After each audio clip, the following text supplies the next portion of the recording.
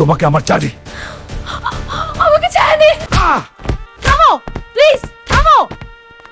নতুন জেলা প্রশাসক হিসাবে ডিএম হিসাবে জেলায় যোগদান করেছেন মনিকা। সাধারণ মানুষের ভোগান্তি সরাসরি দেখার জন্য তিনি সাধারণ পোশাকে ছদ্মবেশে একটি সরকারি হাসপাতাল পরিদর্শনে যান। হাসপাতালের বাইরে তিনি দেখলেন এক মহিলা কাঁদছেন। মনিকা এগিয়ে গিয়ে কারণ জিজ্ঞেস করলে মহিলা জানান টাকা দিতে না পারায় হাসপাতাল কর্তৃপক্ষ তার মুমূর্ষু স্বামীকে ভর্তি নিচ্ছে না। মনিকা ওই মহিলাকে নিয়ে এমার্জেন্সি ওয়ার্ডে যান এবং দায়িত্বরত ডাক্তারকে অনুরোধ করেন, কিন্তু ডাক্তার স্পষ্ট জানিয়ে দেন 10,000 টাকা না দিলে কোনো বেড পাওয়া যাবে না। মনিকা যখন নীতি নৈতিকতার কথা তোলেন তখন ডাক্তার ক্ষিপ্ত হয়ে ওঠেন এবং চিৎকার করে বলেন, হাত নামিয়ে কথা বলো, এই হাসপাতাল কি তোমার বাপের? এক্ষুনি এখান থেকে বিদায় হও, না হলে পুলিশ ডাকবো। ঠিক সেই মুহূর্তে মনিকা দৃঢ়ভাবে বলেন, কারোর এত সাহস নেই যে আমাকে এখান থেকে বের করে, আমি এই জেলার নতুন ডিএম। মনিকা পরিচয় শোনার পর ডাক্তার ভয়ে কাঁপতে শুরু করেন এবং ক্ষমা চান, কিন্তু ডিএম মনিকা কঠোর ব্যবস্থা নেন। তিনি ডাক্তারকে বলেন, এটি ভুল নয়, এটি তোমার অভ্যেসে পরিণত হয়েছে। তিনি তৎক্ষণাৎ ওই ডাক্তারকে বরখাস্ত করেন এবং মহিলার স্বামীকে